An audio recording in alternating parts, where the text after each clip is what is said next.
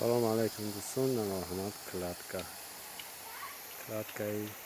یا برا کمی خوش مانده احمد کامنتر نویسه تو چخ میکنی